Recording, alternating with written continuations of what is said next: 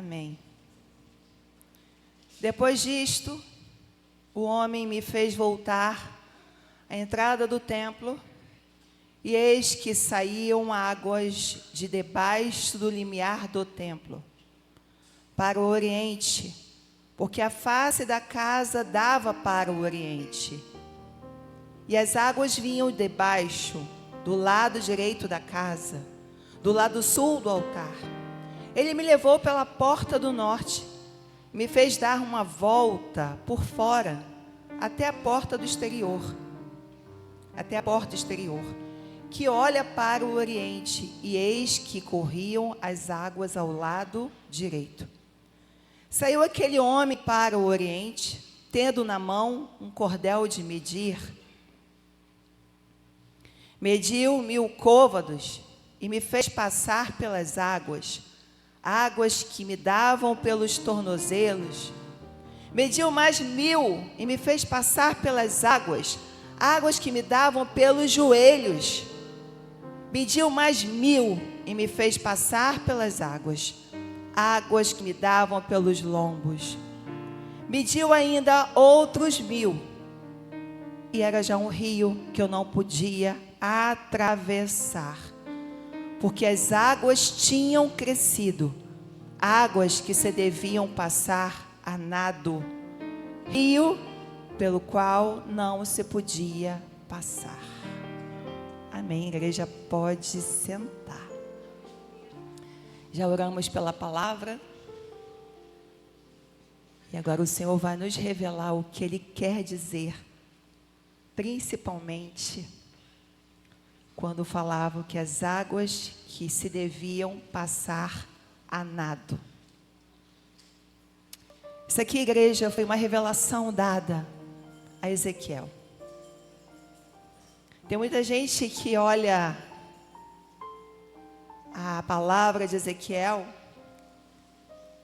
o livro de Ezequiel, e não consegue entender, por ser muito escatológica, com muitas figuras de linguagem, com muitas visões. Mas ele foi um profeta que Deus começou a trabalhar dessa forma para poder alcançar o propósito de Deus.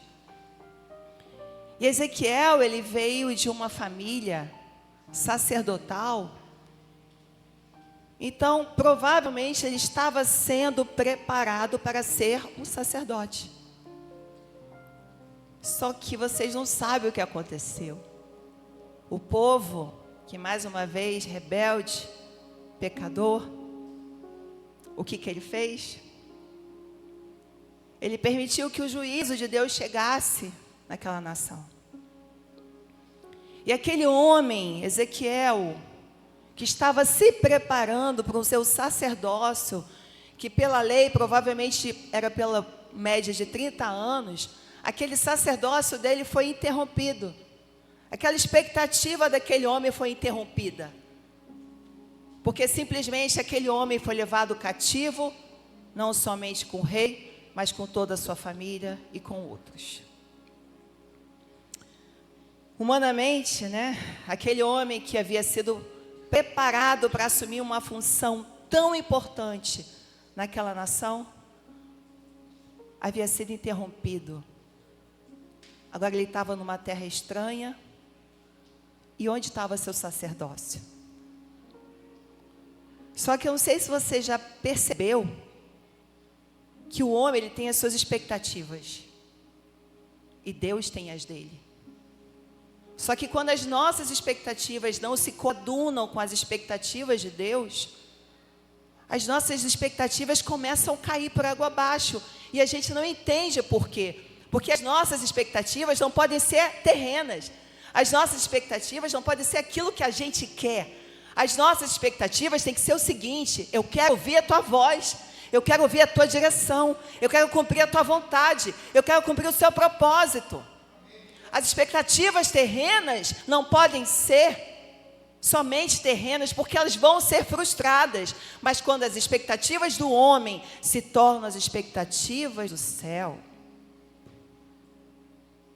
tudo flui, igreja. E as expectativas de Ezequiel, provavelmente de servir no altar em Jerusalém como sacerdote, foram frustradas, porque as expectativas de Deus era que ele seria a voz de Deus para um povo cativo, um povo que estava exilado e que estava sofrendo. Só que o exílio, ele não impediu a manifestação da glória de Deus, porque foi exatamente naquele cenário que Deus se revelou a Ezequiel.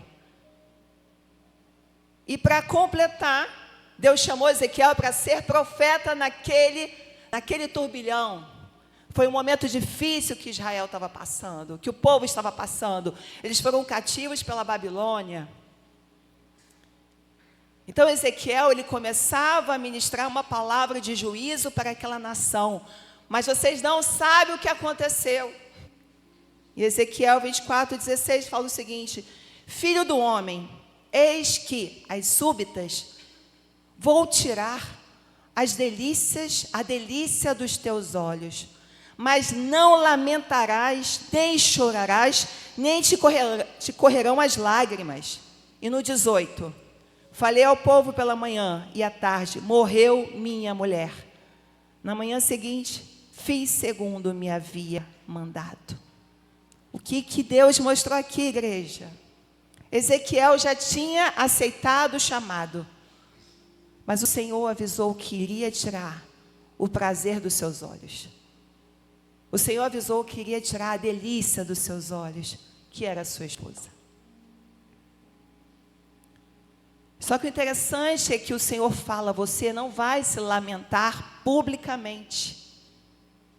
E você já se deu conta por que o Senhor falou para ele não se lamentar? Porque perder alguém em um exílio poderia ser era algo comum. Nem todos estão prontos para serem cativos. E a escravidão era muito séria.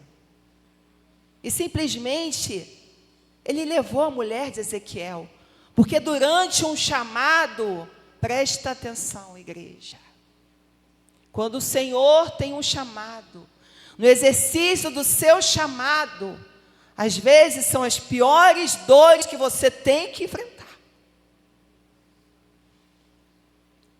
E aquele homem teve que enfrentar aquela dor e se lamentar em oculto. E sabe por que Deus falou isso? Porque ele foi questionado pela nação, porque ele não estava chorando. Porque quando a gente perde alguém, a gente chora, a gente lamenta. E é isso que o povo estava esperando de Ezequiel. E o que aconteceu? Ezequiel não chorou. Ezequiel não se lamentou. Ezequiel se posicionou. Continuou exercendo o seu chamado. E o povo não entendia. Sabe por quê? Porque Deus queria mostrar àquele povo como ele se sentia diante deles. O sofrimento de Ezequiel era como Deus se sentia depois de inúmeras, repetidas vezes ser rejeitado. E a dor, igreja, do luto, todos sabem como é. Que nem eu falei com uma irmã outro dia, né? Nós não estamos preparados para passar pelo luto. É uma dor que a gente não consegue controlar. Mas faz parte do plano de salvação do Senhor para que naquele grande dia possamos estar todos reunidos. E simplesmente quando o povo olhava aquela atitude de Ezequiel, ele começou a questionar. Foi quando Deus se manifestou pela vida de Ezequiel, usando aquele comportamento de Ezequiel, aquela dor que aquele homem sentia, como um sinal profético naquela nação.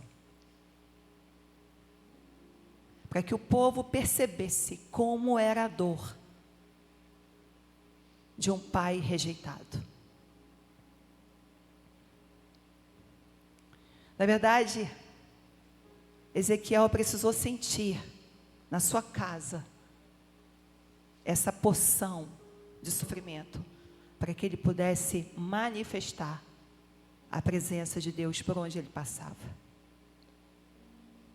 Porque ele perdeu aquilo que lhe era mais precioso,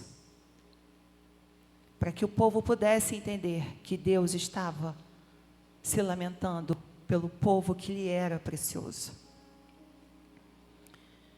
Entretanto, por causa da persistência do pecado, o templo foi devastado, Jerusalém foi destruída, Judá foi invadido, mas Deus permitiu. Aí você vai falar, que Deus de mal. Não. O juízo chegou naquela nação, igreja, com o amor do Senhor. O Senhor queria a atenção daquele povo.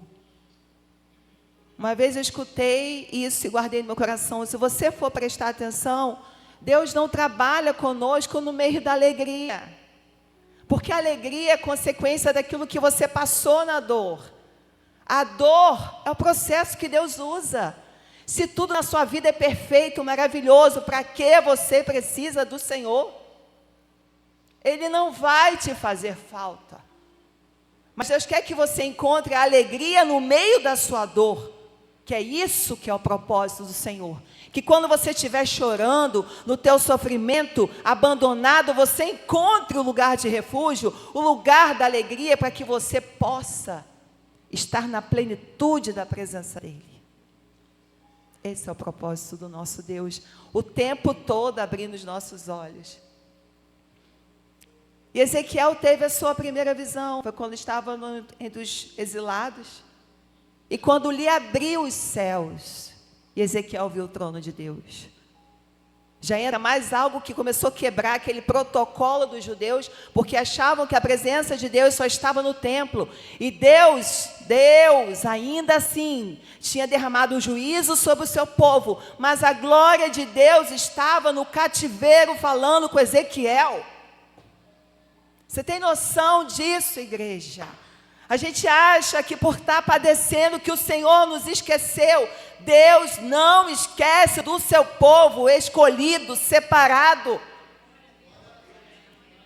Independente daquilo que você está passando. Então, Deus não revelou a restauração antes que o povo pudesse reconhecer a gravidade do seu pecado. Porque eles achavam que por ser Jerusalém, porque achavam que por ter o templo, que eles estavam isentos de qualquer invasão. Deus estava ali.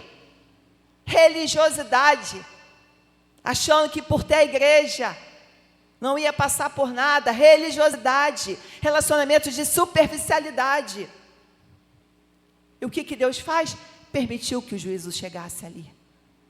E sabe como é que eles estavam se sentindo? Abandonados.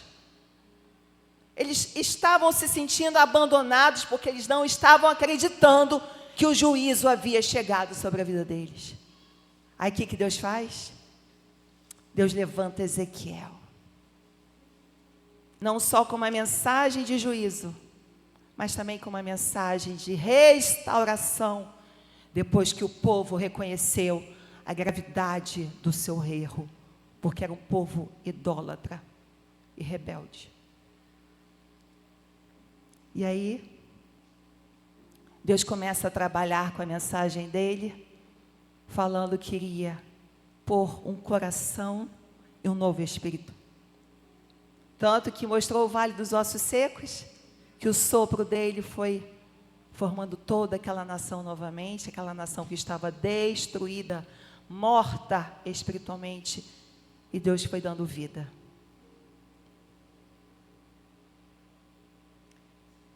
E aquela glória que havia deixado Jerusalém, agora retorna para habitar no meio deles, para todo sempre. Existia uma promessa. E tudo isso, igreja, está atrelado com a vinda do Messias. Porque quando a presença de Deus foi prometida para todo sempre, é a vida do Messias. Então existia uma promessa de restauração total para aquele povo. Mas aí não somente isso, Deus levou Ezequiel à visão do rio, aonde a gente acabou de ler a passagem, aonde eu quero me ater. E Deus não trouxe o rio para evitar o deserto, Ele trouxe o rio depois do deserto. Ele não trouxe o rio para impedir a disciplina, Ele trouxe o rio depois da disciplina. E as águas da restauração começam a fluir para que eles possam reconhecer a total dependência de Deus. Mas antes disso, na sua ministração, Ezequiel, em todo o tempo, ele fala da responsabilidade pessoal.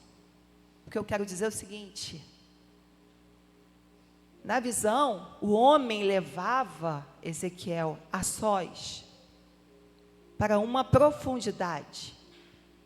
Quando Ezequiel fala da responsabilidade, não propriamente dita esta palavra, mas no decorrer de todo o livro, você vai ver que Ezequiel, ele falava da responsabilidade de cada um de nós, é porque é sua responsabilidade manter a chama acesa. Você não pode culpar o fulano, ou o beltrano, ou o pastor, ou o outro que te machucou, não tem nada a ver com nada. A chama acesa, você tem que buscar lenha todos os dias para manter o sacrifício aceso, para que você possa ser aquela oferta viva todos os dias da sua vida. Então não existe culpados quando você começa a desanimar na presença de Deus. O único culpado é quando você deixa Deus de lado e passa a priorizar as outras coisas no lugar dele. E é isso que Ezequiel estava falando, porque Ezequiel não chamou, Deus não chamou uma multidão para andar com Ezequiel. Ezequiel andava sozinho com um homem no rio, porque existia propósito também na vida de Ezequiel. Ezequiel teve que passar por tudo aquilo para poder experimentar, sabe o que? A profundidade de estar na presença de Deus. Então, na verdade, quando aquele povo, ele poderia estar na visão com Ezequiel, mas ele estava sozinho, porque eu e você vamos ter que passar por este rio sozinhos. Deus está chamando você para a responsabilidade espiritual.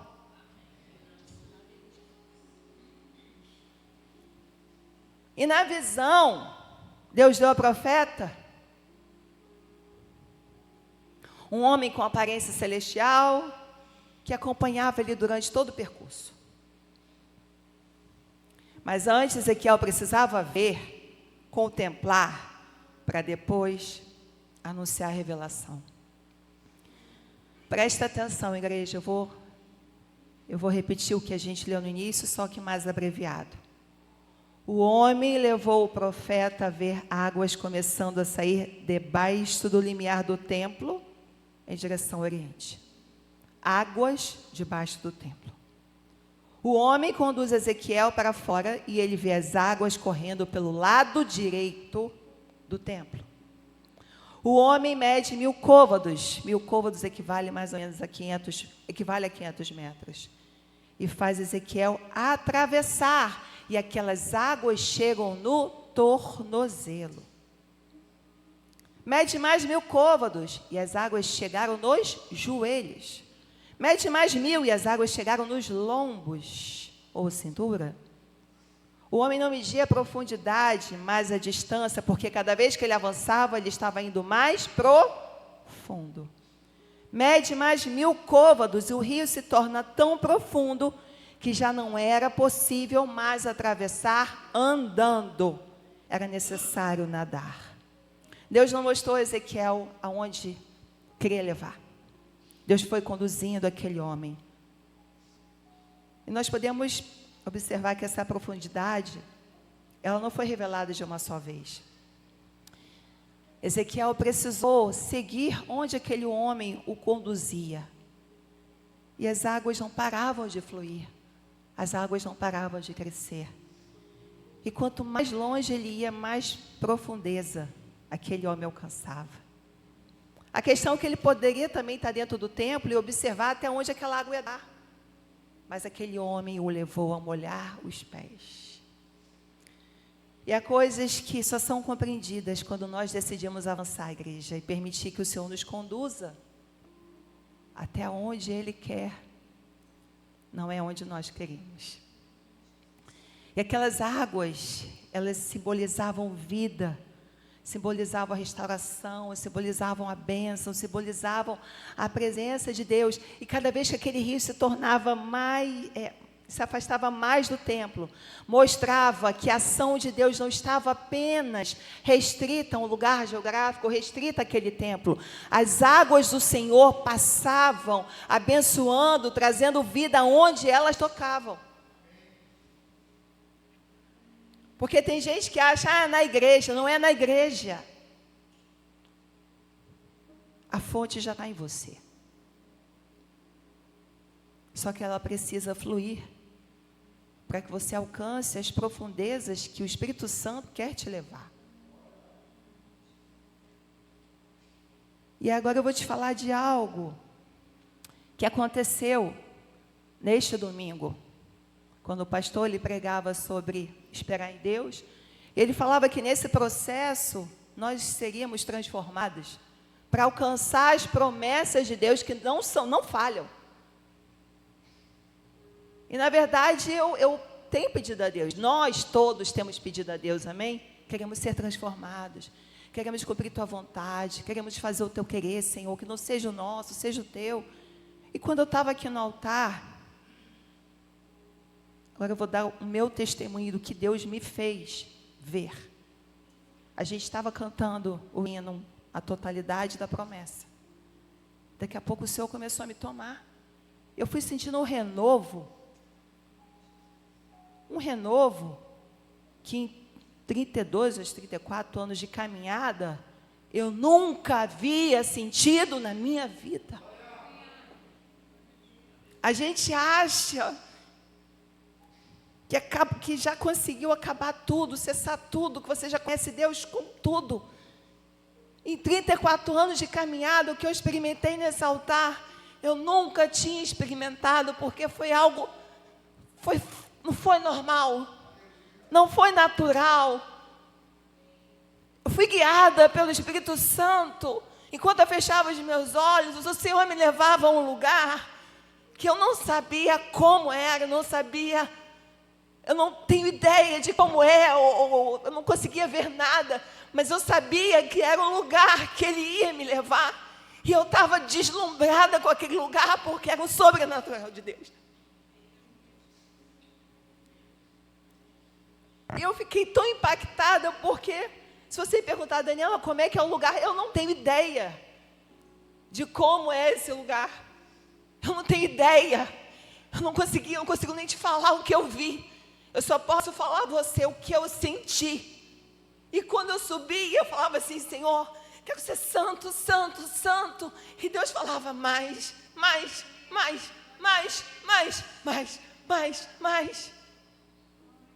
E eu fiquei com aquilo no meu coração coando. Eu até falei com o Márcio, se eu pudesse, acho que eu ficava nesse altar, chorando o domingo inteiro, o segundo inteiro, porque quando eu lembro, ainda sou impactada por onde o Senhor me levou. Porque a gente pensa que cessa todos os lugares, tudo aquilo que Deus quer dar para o seu povo. E igreja, a gente não está nem perto. E eu cheguei para ele, eu falei assim, eu já estava com a minha palavra praticamente pronta, porque eu estava com os meus sogros dentro de casa, eu sabia que a gente não ia ter tempo, e eu falei assim, Deus mudou tudo, eu não posso mais falar o que eu tinha separado. Aí eu falei assim, Deus mudou tudo, mas para eu falar o quê? Porque nem saber o que falar. Eu não sei o que Deus quer que eu fale. E aquilo ali foi batendo na minha alma, e eu só sabia que era sobre o lugar que daqui a pouco eu vou estar chegando. Porque é como se Deus estivesse falando assim, está perto. Mas a palavra que vem antes, mais igreja. Eu não entendi porque meu coração fechou para a palavra que eu já tinha feito. E aí na terça, eu voltando do consultório, chovendo, quase 8 da noite. E Deus foi revelando tudo o que Ele queria falar a respeito do que significa Estava esse lugar.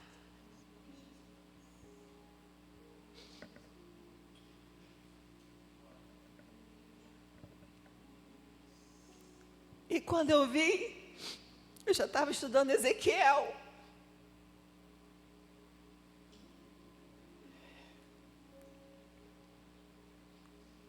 E a continuação desse texto de Ezequiel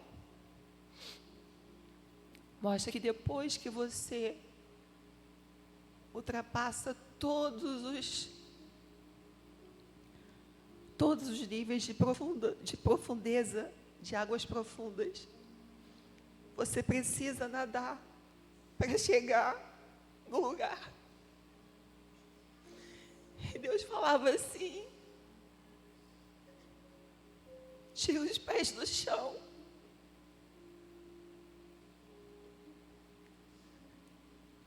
Igreja, tem que tirar os pés do chão.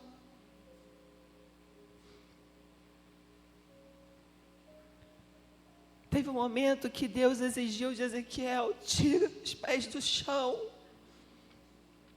Sabe por quê? Porque enquanto os seus pés estão no chão, você ainda pode opinar sobre a tua vida. Quando os seus pés estão no chão, ainda que o seu coração esteja querendo obedecer a Deus, Ele vai seguir onde Ele quer. E esse lugar que o Senhor me mostrava, que eu vou ainda testemunhar aqui, era necessário eu estar desconfortável. Eu preciso estar desconfortável e começar a nadar para chegar nesse lugar. E é isso que o Senhor está falando com a sua igreja. A cada nível que Ezequiel seguia de profundidade, é algo que o Senhor está cobrando de nós. Isso é entrega, igreja. Eu não vou falar que é processo de conversão, porque antes de você entrar no processo de conversão, você precisa primeiro entender a sua posição no reino, para você começar a querer, desejar ir mais profundo. Então, quando Deus te chama para ir mais profundo, é porque você já entende a palavra de Deus na sua vida. Então, quando o Senhor começa a falar dos teus tornozelos, dos teus joelhos, dos teus lombos, do teu coração, do teu ombro, começa a nadar. Começa a nadar. Você já parou para pensar, se você fincar seus pés na terra, se você fincar seus pés na terra, andando na terra, na areia, se você consegue chegar no profundo, igreja, consegue, o que vai acontecer? Você vai estar submerso sobre a água. E o que vai acontecer? Você vai morrer. Você precisa respirar. Só que tem pessoas que acham que estão na profundidade, estão em águas profundas e não estão percebendo que o fôlego está acabando, que está cansado, que está desanimado, porque precisa tirar o pé. Tem pessoas que acham que vivem um relacionamento tão profundo com Deus, mas estão tão cansados, que ainda não entenderam que estão com os pés fincados na areia, no meio das águas profundas. E Deus está falando: tira os pés da terra. Tira os pés da areia, para que você possa respirar, para que você possa ter vida. E aí você pensa o seguinte: Deus quer que nós saiamos do raso. Como assim? Profundidade. Como assim? Profundidade é conhecimento. Profundidade é tempo. É tempo de igreja. Profundidade é servir a Deus. Tanto que não é conhecimento que os fariseus eram alvo de Jesus, porque eram os que mais conheciam e eram os mais resistivos. Então, ter conhecimento não é ter profundidade. Está cheio de ateu fazendo teologia, que não tem revelação do Espírito Santo e fica falando besteira por aí.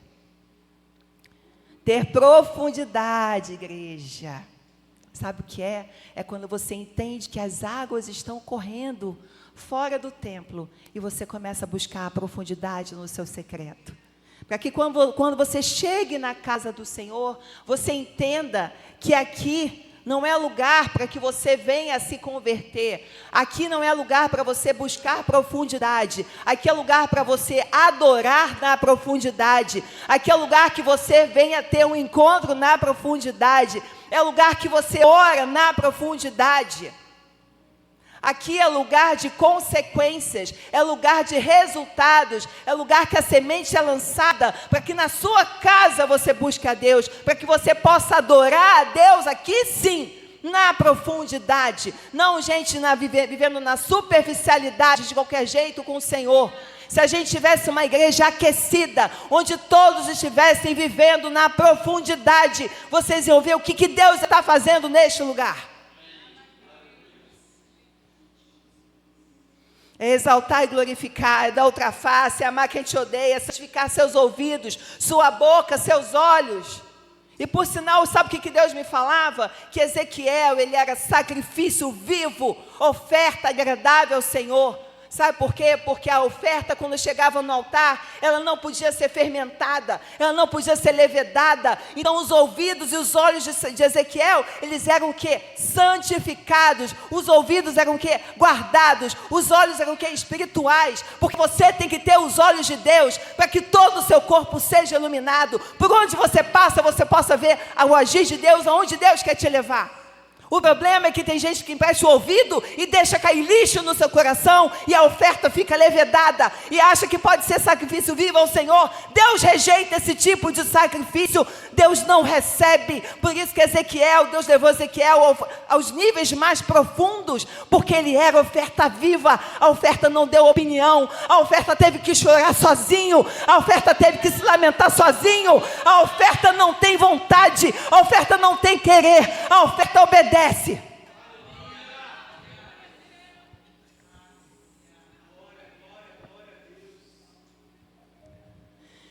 E sabe o que Deus me falava, igreja?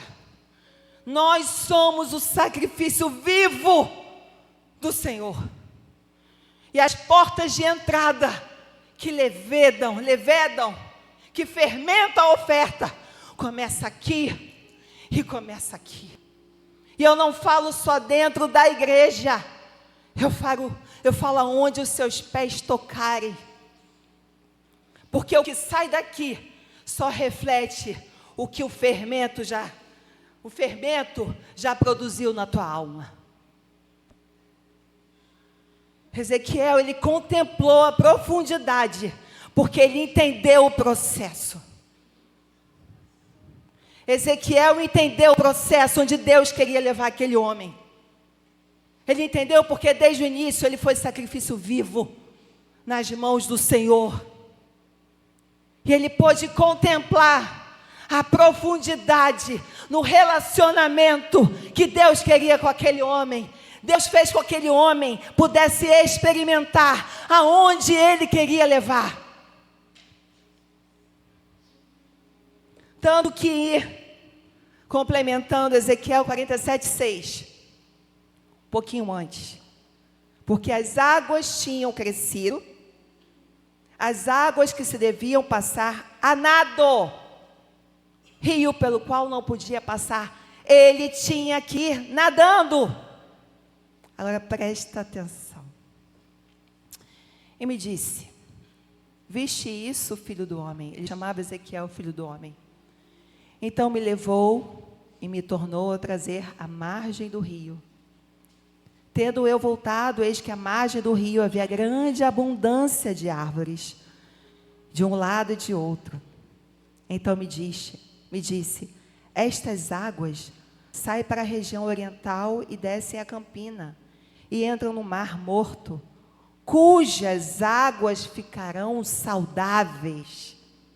Toda criatura vivente que vive em enxames viverá por onde quer que este rio passe. E haverá muitíssimo peixe. E onde chegarão, essas águas se tornarão saudáveis até as do mar. E tudo viverá por onde quer que passe este rio. Então o profeta ele conseguiu ver que onde esse rio passava, aquilo que estava morto voltava a viver. As expectativas que estavam mortas, os sonhos que estavam mortos, voltavam a viver. Os planos voltavam a viver. A esperança voltava a viver. Porque ele permitiu que esse rio passasse. Ele se permitiu entrar nesse rio. E onde ele chegava com esse rio transbordando, a vida ele estava carregando, porque era a presença de Deus contínua na vida de Ezequiel. Do outro lado do rio existe vida, mas ninguém consegue chegar nesse lugar sem profundidade.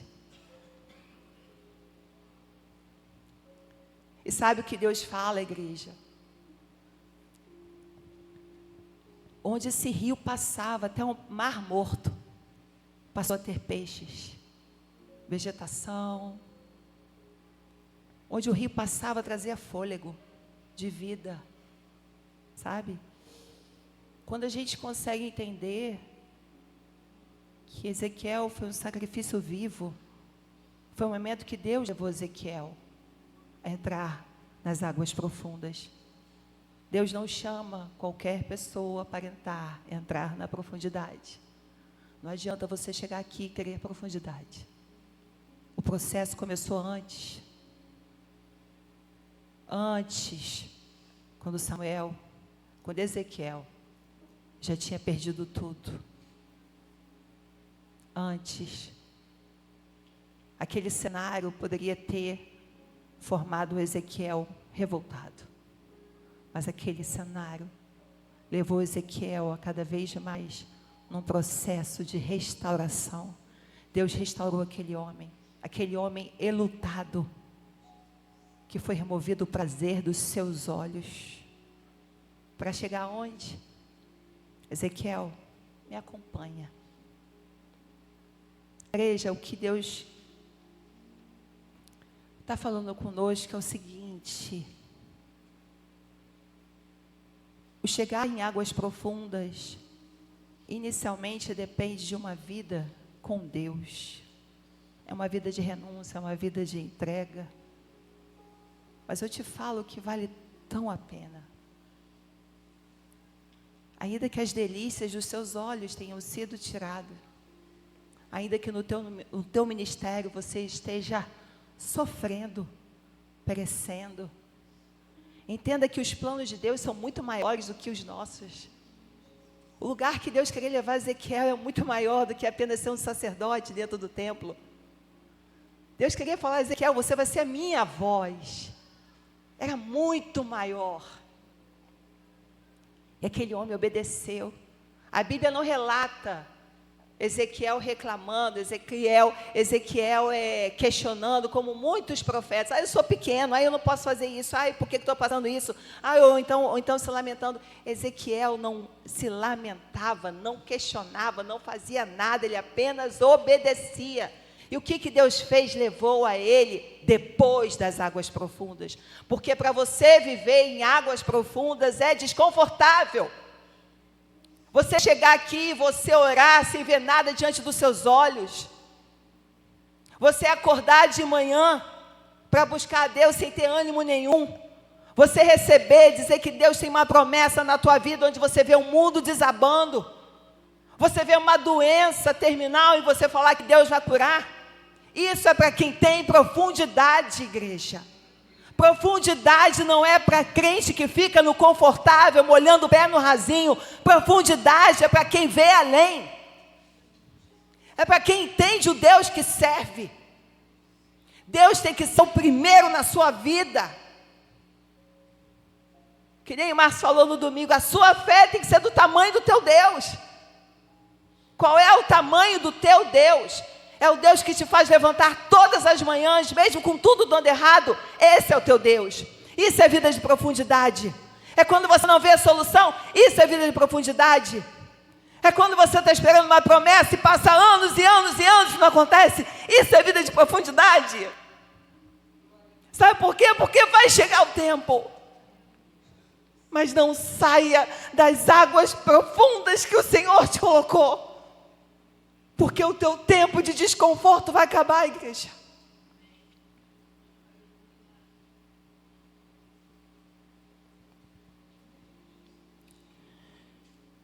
Você quer uma família abençoada?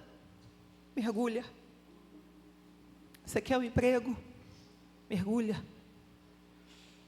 Quer um ministério abençoado? Mergulha. Quer um marido transformado? Mergulha. Quer uma igreja abençoada? Vamos mergulhar. Isso é unidade, igreja. E por onde esse rio passar, tudo vai restaurar. Onde esse rio passar, Deus vai trazer vida, fôlego. Por onde esse rio passar, as coisas começam a mudar de lugar. Deus começa a trocar o coração de pedra para o coração de carne. Deus começa a mudar o seu emprego, as circunstâncias dentro da sua casa, as circunstâncias dentro do seu emprego. Mas mergulha, porque você só vai chegar do outro lado quando os seus pés não tocarem mais o chão, para que você possa nadar ao lugar da sua promessa. Aí você vai falar assim: mas essa promessa aqui não é para a gente. Porque isso aí você está falando de um período que Israel viveu e a gente não está incluído nisso. É simbólico. Essa visão é simbólica. Aí a gente olha lá em Ezequiel 47, 22, 23, que fala assim: também repartireis a terra em herança entre vós e os estrangeiros que peregrinam entre vós, e que gerarem filhos entre vós. Tê-los-eis como naturais entre os filhos de Israel. Convosco terão herança no meio das tribos de Israel. Na tribo em que o estrangeiro peregrinar, aí lhes darei a sua herança, diz o Senhor Deus. Nós não pertencíamos a este povo, mas por meio de Cristo nós fomos adotados como filhos. E essa herança é para todos aqueles que creem. Hoje nós somos co-herdeiros de Cristo e participantes da promessa. Então, creia, igreja, que onde esse rio passar, se você mergulhar, Deus vai tirar a morte, vai trazer a vida. Deus começa a tratar as tuas feridas. E sabe, como eu falei quando eu estava voltando, né? Voltando para casa, aí Deus falava o que essas águas podiam fazer no meu coração. As águas vão removendo as mágoas, as águas vão curando as feridas abertas, as águas vão trazendo aquilo que eu não tinha esperança, trazendo vida. As águas começam a trazer fôlego. As águas do Senhor começam a mudar tudo. Mas você precisa estar com os seus pés fora do chão.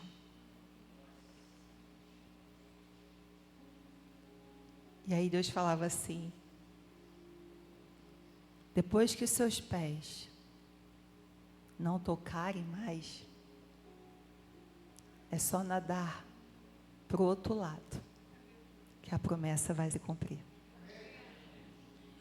Abaixe os seus olhos. Começa a falar com o Senhor. Que você quer mais de Deus. Que você quer mais de Deus. Que você precisa mais e mais de Deus.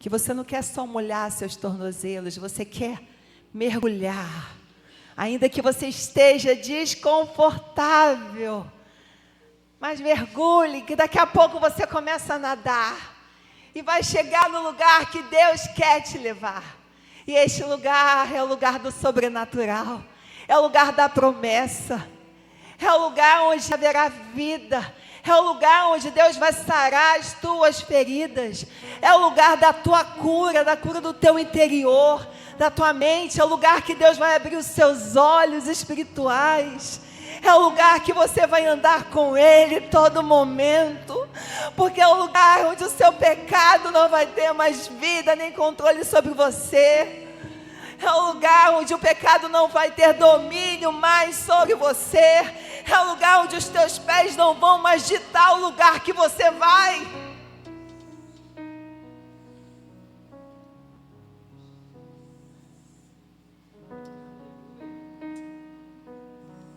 Senhor vai tocando. Oh, Jesus. Precisamos desse rio, Senhor.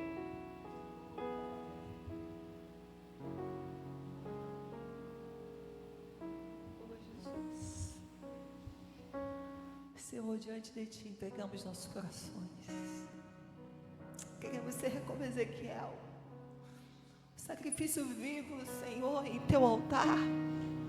Sacrifício, Senhor, sem mancha, sem mácula, mas com aroma agradável às Tuas narinas, Senhor. E nos leve, Senhor, às águas profundas. Nos faz enxergar, Senhor, onde o Senhor quer nos levar. Precisamos de Ti, Jesus. Nos faz entender, Jesus. Nos faz entender o Teu caminhar, Jesus. Queremos Te conhecer mais e mais. Precisamos Te conhecer mais e mais. Conhecemos tão pouco, Jesus.